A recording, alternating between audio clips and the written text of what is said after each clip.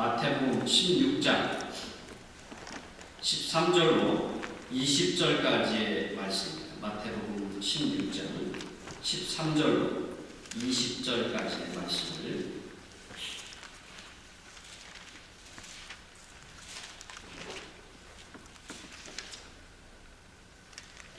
제가 13절에서 15절까지 제가 읽겠습니다. 그리고 16절부터 20절까지는 여러분이 읽어주시기를 바랍니다. 제가 마태복음 16장 신약성경 27페이지, 제가 읽은 성경이 27페이지네요. 16장 13절부터 15절까지를 제가 읽고요. 16절부터 20절까지는 여러분 다 같이 또 읽도록 하겠습니다. 제가 먼저 읽습니다. 예수께서 빌립보 가이사랴 지방에 이르러 제자들에게 물어 이르시되 사람들이 인자를 누구라 하느냐? 이르되 더러는 세례요한, 더러는 엘리야, 어떤 이는 에레미야나 선지자 중에 하나라 하나이다. 이르시되 너희는 나를 누구라 하느냐? 시몬 베드로가 대답하여 이르되 주는 그리스도시요 살아계신 하나님의 아들이십니다. 예수께서 대답하여 이르시되 바요나 시몬아, 내가 여기 있노라. 이를 내게 알게 하는 한국이 아니요 하늘에 계신 내 아버지이시라. 또 내가 너에게 너는 베드로라. 내가 이 반석 위에 내 교회를 세우리니 음부의 권세가 이기지 못하리라. 내가 천국 열쇠를 너에게 주리니 내가 땅에서 무엇이든지 내면 하늘에서도 낼 것이요 내가 땅에서 무엇이든지 풀면 하늘에서도 풀리라 하시고, 이에 제자들에게 경고하사 자기가 그리스도인 것을 아무에게도 이르지 말라 하시니라. 아멘. 오늘 천국의 열쇠가 오늘 저와 여러분들에게 주어진 것을 믿으시기를 바랍니다. 아멘. 하나님의 교회를 세워가는 저와 여러분들에게 이 천국의 열쇠가 주어졌다는 것을 우리는 믿습니다. 이 땅 위에서 하나님의 교회를 특별히 섬기고 하나님의 교회를 세우기 위해서 애쓰는 저와 여러분에게 하나님께서 이런 축복을 허락해 주신 것을 믿고 오늘도 하나님의 교회를 세우는 일에 열심을 내는 저와 여러분에게 간절히 원합니다. 여러분, 오늘 이 시대가 가장 교회가 흔들리는 시대입니다. 이 시대는 교회의 참 모습이 갈수록 사라져가고 교회 안에 이방의 이교주적인 세력이 넘쳐나는 그러한 시대가 오늘날의 우리의 교회의 모습들인 것 같습니다. 세상의 참 모습을 선포해야 되는 교회가 오히려 세상이 걱정하는 위치가 되고 말았어요. 세상을 돌봐야 될 교회가 오히려 세상이 교회를 돌봐야 되는 그러한 말도 안 되는 현상이 일어나고 있습니다. 세상의 죄악을 지적하고 죄악을 새롭게 고쳐 나가야 될 교회가 오히려 세상이 교회의 죄악을 지적하는 참 한심한 시대, 여러분 그러한 시대에 오늘 우리가 살아가고 있다는 거예요. 말씀이 선포되어져도 그 말씀이 왜곡되는 현상들이 너무나 많이 나타납니다. 여러분, 그런데 이러한 때에 오늘 저와 여러분들이 원형교회를 세우고 있다는 것에 감사할 수 있기를 바랍니다. 이러한 때에 온전한 하나님의 교회를 이루기 위해서 애쓰고 수고하시는 저와 여러분들에게 하나님의 큰 은혜와 축복이 함께할 것을 믿습니다. 오늘 교회 4주년, 우리가 4주년을 맞이하여서 계속해서 교회가 온전하게 자라나기 위한 방법들을 생각해보고 있습니다. 교회의 근본이 무엇인가를 생각하면서 성도의 근본이 무엇인가도 더불어 생각해보고 있습니다. 자, 오늘 본문은 그것을 다시 한번 우리에게 상기시켜 줍니다. 13절부터 16절 사이를 제가 다시 한번 읽겠습니다. 특별히 14절을 제가 한번 읽겠습니다. 이르되 더러는 세례요한, 더러는 엘리야, 어떤 이는 에레미야나 선지자 중에 하나라 하나이다. 본문에서 이 표현되어지는 13절에 빌립보 가이사랴 지방이라고 본문은 그렇게 시작을 해요. 그 그런데 곧바로 그 16장 14절에 사람들이 말하기를 예수는 세례 요한, 더러는 엘리야, 어떤 에레미야나 선지자 중에 하나입니다 라고 말합니다. 근데 여기가 그렇게밖에 생각할 수 없는 상황이에요. 왜냐하면 가이사라 지방이라는 이 빌립보 가이사라 지방은 어떤 지방이냐면 종교적 혼합주의가 넘치는 지방이었어요. 예. 이교주의가 그 안에 너무 풍성했어요. 이곳은요, 고대로부터 바벨 신을 섬겼던 큰 제단이, 그 제단이 그곳에 있었어요. 고대로부터 바벨 신을 우상을 섬기고 모든 제사가 그곳에서 드려졌어요. 헬라인들이 나중에 그곳을 점령해서 그곳에 헬라인들의 신을 섬기는 또 제단으로 바꿔버렸습니다. 그래서 그 신의 이름을 판이라고 부르는데, 그래서 나중에 헬라인들이 이 도시를 뭐라고 부르냐면 파니아라고 불렀어요. 이 도시는요, 모든 잡다한 종교들이 가득 차 있었고요, 이 도시는 모든 세상의 철학이 가득 차 있었던 그런 도시였어요. 그곳에 마태 공동체가 있는 거예요. 마태 공동체가 교회를 세우고 있었던 거예요. 자, 그곳을 향해서 예수님이 올라가십니다. 그리고 그곳을 향해서 이렇게 묻습니다. 사람들이 나를 누구라 하느냐라고 하죠. 사람들이 인자를 누구라 하느냐라고. 여기서 우리가 주의할 것이에요. 사람들이 하나님의 아들 예수를 누구라 하냐 이렇게 묻지 않았어요. 사람들이 인자를 누구라 하느냐라고 묻는다는 거죠. 예수님의 생각이, 빌립보 가이사라를 바라보는 예수님의 생각이 아주 명확했어요. 이곳은 인자들이 사는 곳이에요. 사람들에 의해서 움직이는 곳이에요. 사람들이 하나님을, 예수 그리스도 하나님을 보면서도 하나님의 아들로 구별하지. 그래서 나중에 베드로가 고백하기를 하나님의 아들, 살아계신 하나님의 아들로 고백하는 이유가 거기에 있는 거예요.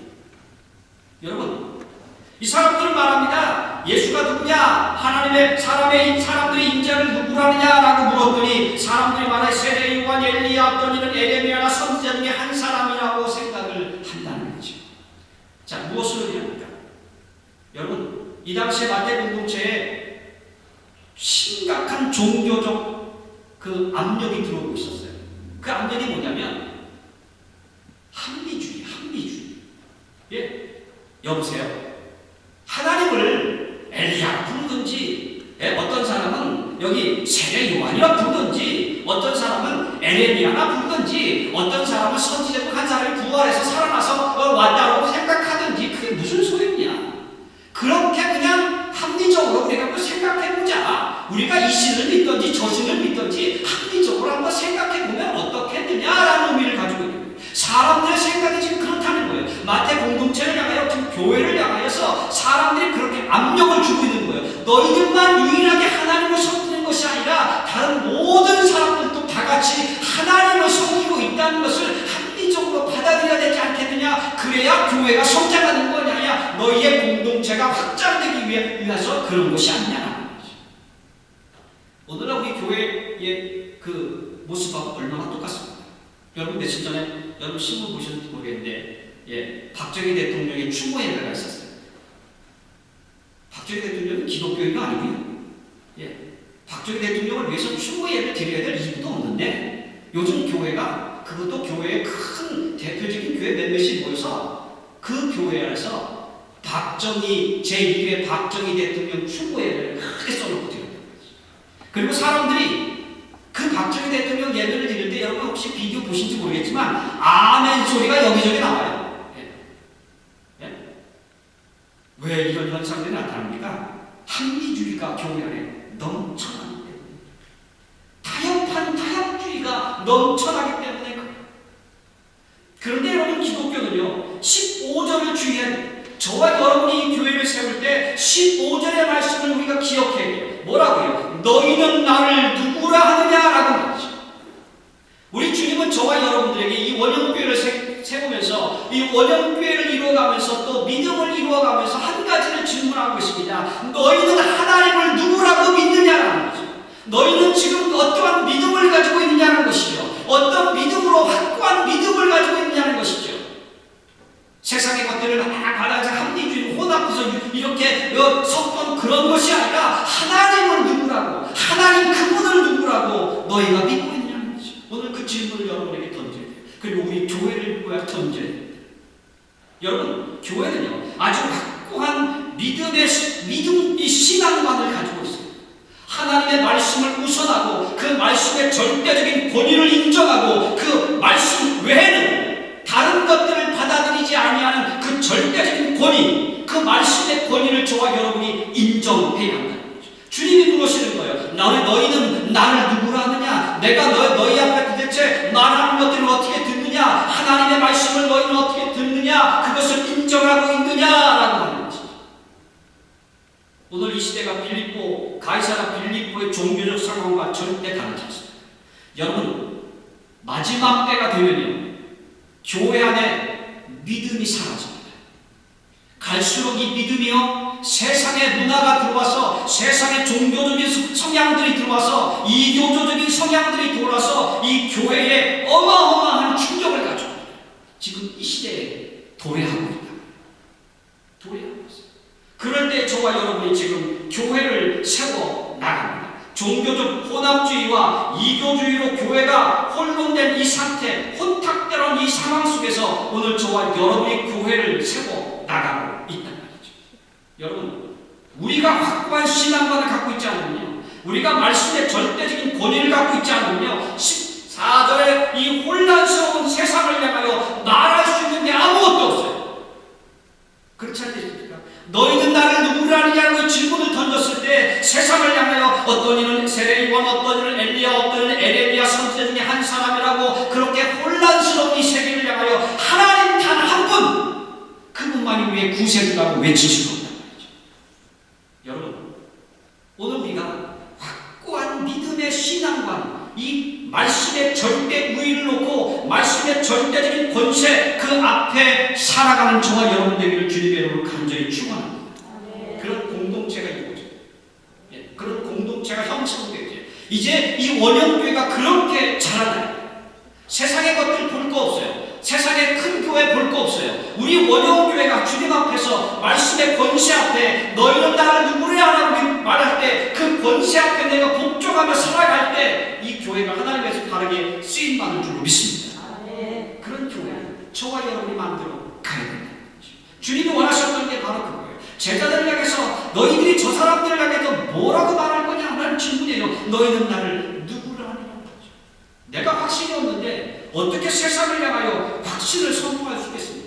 내가 예수 그리스도께서 하나님이 누군지, 말씀이 어떤 능력을 갖고 있는지, 하나님의 절대적인 이 말씀의 권위를 인정하지 못하는데 어떻게 세상을 향하여, 이런 혼란한 세상을 향하여, 혼탁한 세상을 향하여 하나님은 누구라고 외칠 수 있겠는 거죠. 여러분의 믿음을 점검해야 합니다. 내가 과연 하나님의 말씀에 확고하고 명확한 믿음 가운데 있는지, 지금 내가 그 말씀을 믿고 그 말씀 가운데 거하고 있는지 믿음의 고백을 점검해야 합니다.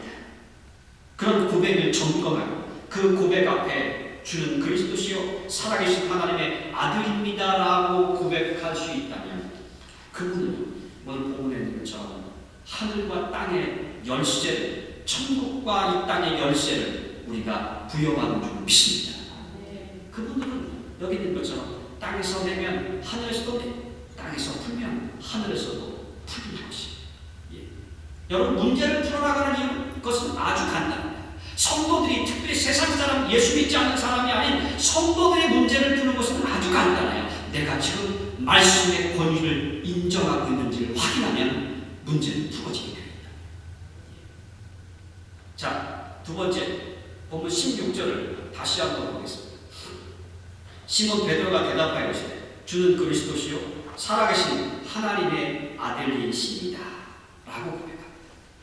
너희는 나를 누구라 라고 질문하니까 너희가 과연 세상을 향해서 세례요한, 에레미야 선지자 중에 한 사람이라고 불려지는 이 혼탁스러운, 이 혼란스러운, 공허하고 정말 혼란스러운 이 세계를 향하여 너희가 나를 누구라고 선포할 수 있느냐라는 그 질문에 베드로가 말하여 주는 그리스도시요 살아계신 하나님의 아들이시니라 라고 말을 바꿔요.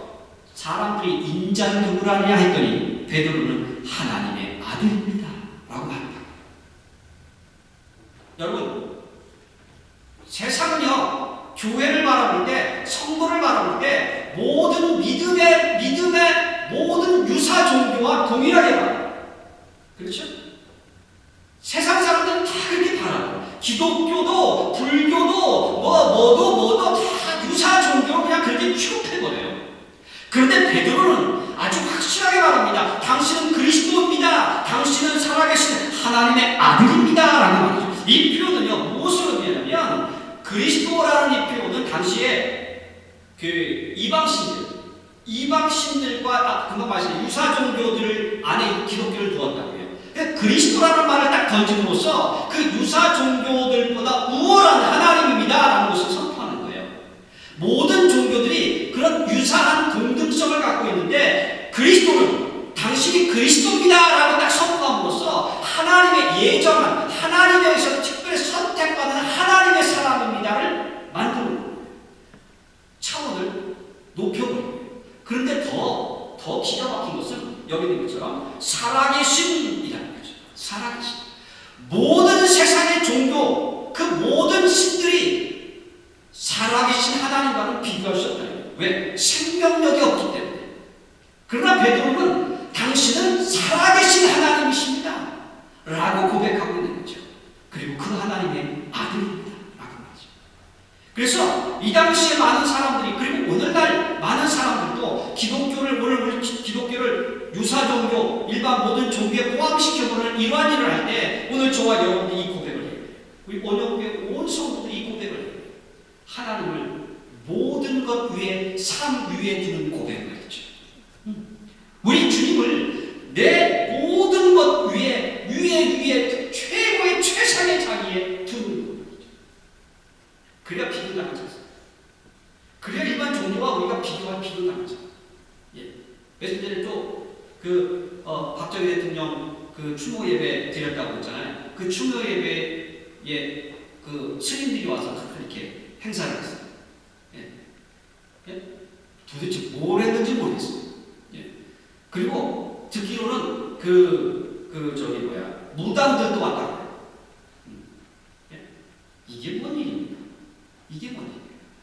갈수록 기독교라는 특별한 하나님의 살아계신 하나님, 세상의 모든 신보다 우등된 하나님, 그 하나님을 자꾸 끌어내려서 왜 거기에 맞추는지 모르겠어요.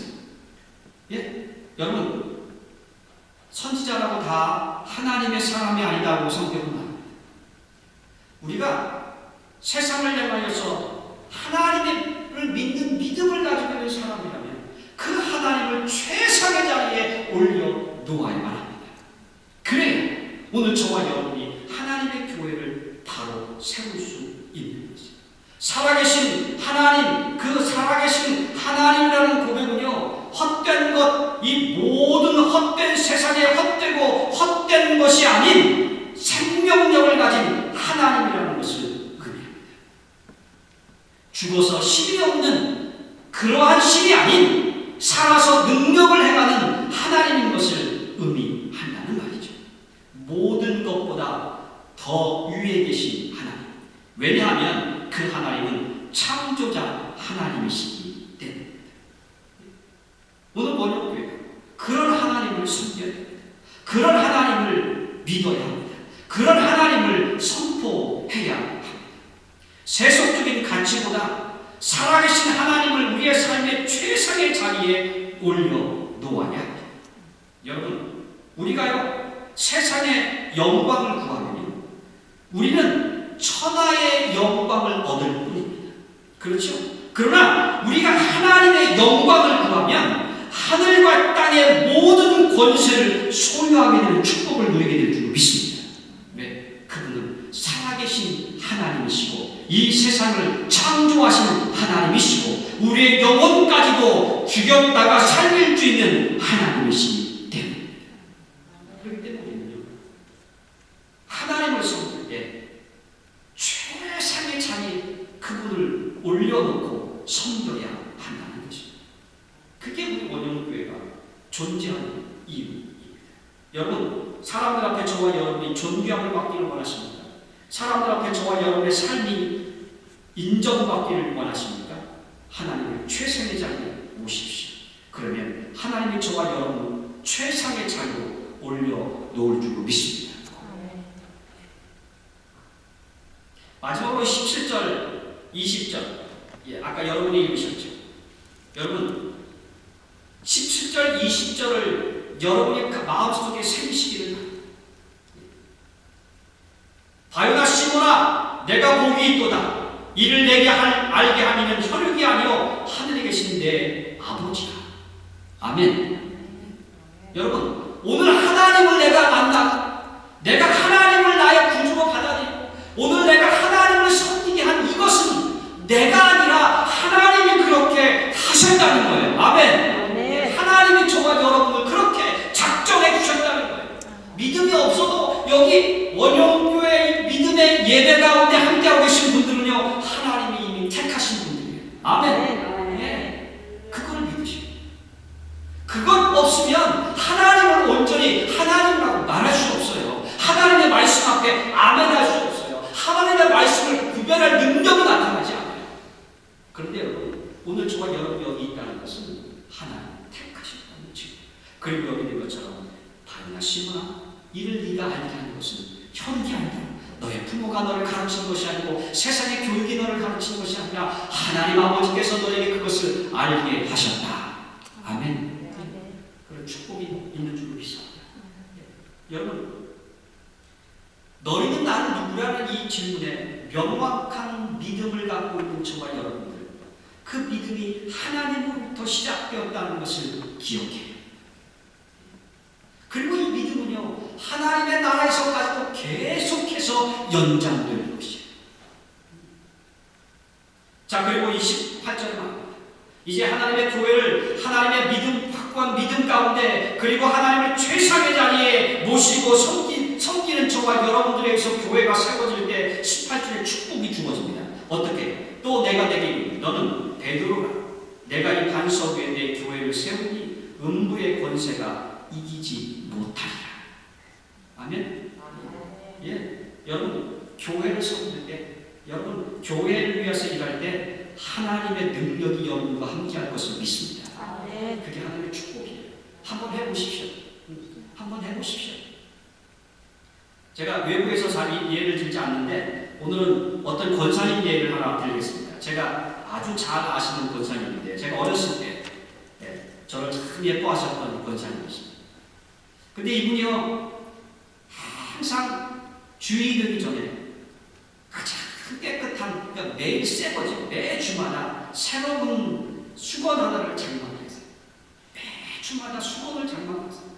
그리고 깨끗한 수건으로 강대상을 매주 닦으셨어요. 매주 닦으셨어요. 그런데 갑자기 허리가 망가진 거예요. 허리가 망가져서 강대상을 올라갈 수도 없을 뿐이라 교회를 올 수도 없어요. 그런데 토요일 저녁이 되니까 마음이 매번 했던 게 안 하려니까 얼마나 답답하겠습니까?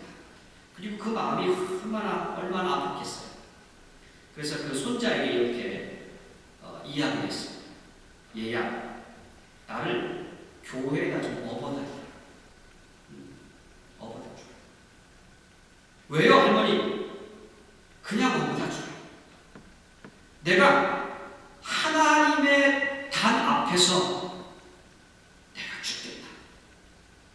이 손자가 깜짝 놀랐어요. 그리고 아버지와 어머니한테 연락을, 그 내용이셨습니다. 아버지, 어머니, 할머니가 미쳤어. 깜짝 놀래요. 아니, 이게 무슨 일? 그냥 급하게 쫓아왔대. 그랬더니 이 할머니가 손자를 붙잡고 나를 제발 교회에다가 좀 업어다 주라. 그래서 그 아들이, 이제 아버지죠. 예, 그 손자의 아버지가 정집사님이라는 분이신데, 그분이 어머니를 넣고 교회를 갔어요. 근데 어머니가 가기 전에 새로 장만한 수건 하나를 들고 가신 거예요. 그리고 강단 앞에 도착을 했어요. 이 기어다닐 수도 없는 상황인데요. 그 강단을 올라가셨어요. 그리고 기어서 그 강단을 닦기 시작합니다. 여러분, 그 권사님은요, 단을 안 닦으셨어요. 예배, 강단 있잖아요. 강대상. 이거는 안 닦으세요. 왜냐하면 그 당시만 해도, 그 강대상은 여자들이 못 닦게 하셨어요. 그런데 그 권사님한테 특별히 강단 닦을 허락을 해주셨어, 목사님이. 그래서 강단을 기어다니지 못하고 엎드려서 그걸 닦으셨어요. 그런데 놀라운 일이 일어났습니다. 내려가실 때는요, 걸어서 내려가셨어요. 네. 그게 하나님의 능력 아니겠습니까? 예. 아주 유명한 하나님의 교회의 이야기가 되었습니다. 그 주변 사람들이 그 이야기를 듣고 많은 사람들이 그 교회에 왔어요.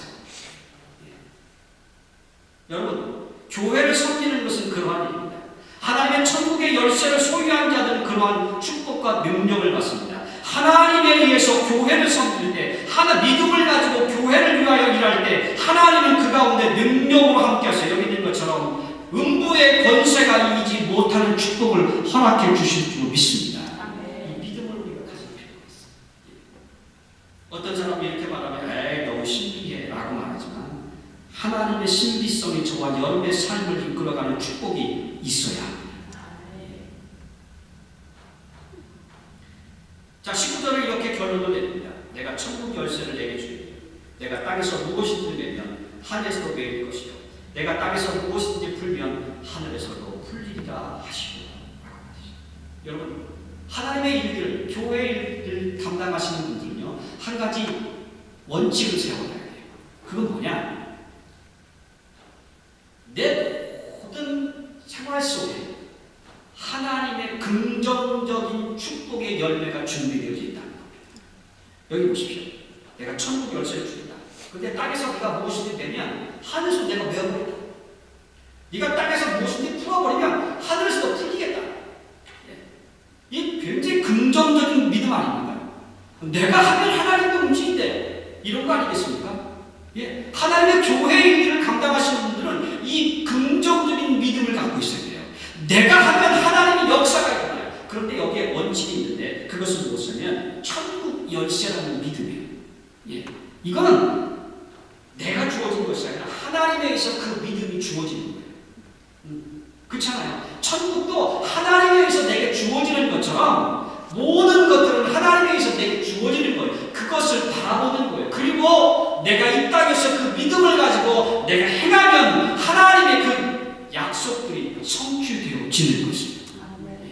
내가 이쪽에서 내린다고 천국이 열리고 닫히고 이런 게 아니고, 그렇지 않아요? 믿음이라는 것은 하나님이 내게 주셨기 때문에 이 믿음 가운데 내가 행할 때 하나님의 약속들이 내 삶 가운데 이루어지는 것입니다. 그게 하나님의 교회를 이뤄나가는 사람들의 모습입니다. 믿음으로 계획하고 실천하는 일들에 대해서 열심을 내어야 합니다. 보다 적극적으로 긍정적인 믿음의 행위들이 일어나야 합니다. 천국의 열쇠를 소유하고 있는 사람들이기 때문에 우리가 행하면 하나님의 약속이 이루어지기 때문입니다. 그러므로 오늘 저와 여러분들에게 필요한 것은 이 땅에서 저와 여러분들이 이 천국의 열쇠를 주어진 특권을 가졌다는 믿음으로 말미암아 오늘 저와 여러분의 삶이 날마다 담대하고 날마다 능력이 있고 날마다 기쁘고 감사하고 그리고 열심을 내는 믿음의 행동들이 필요하다는 거죠. 그것이 열쇠, 천국의 열쇠가 주어진 자들의 특권인 줄 믿습니다. 하나님의 교회를 세워가는 자들에게 하나님은 이 특권을 주셨다. 우리가 행하면 하나님은 약속을 성취해 줄 것이다. 그 믿음을 주신 분이 바로 하나님인 줄 믿습니다. 그러므로 여러분, 천국의 열쇠 사용하십시오. 그 열쇠를 사용하십시오. 그럴 때 여러분의 삶이 성장하게 되고요. 여러분의 계획이 열매가 맺게 될 것이고요. 여러분의 삶의 모든 문제가 풀려질 줄 믿습니다. 하나님께서 저와 여러분들에게 원형교회라는 공동체를 허락해 주셨습니다. 이제 이 공동체에 하나님의 온전한 신앙관, 말씀의 절대적인 권위를 두는 믿음의 신앙관을 가지고 교회를 움직여야 합니다. 주님을 최상의 자리로, 하나님을 최상의 자리로 놓고, 하나님을 우리 원형교회의 머리로 놓고 그 주님, 그 하나님을 섬기며 선포할 때 하나님의 권세와 능력이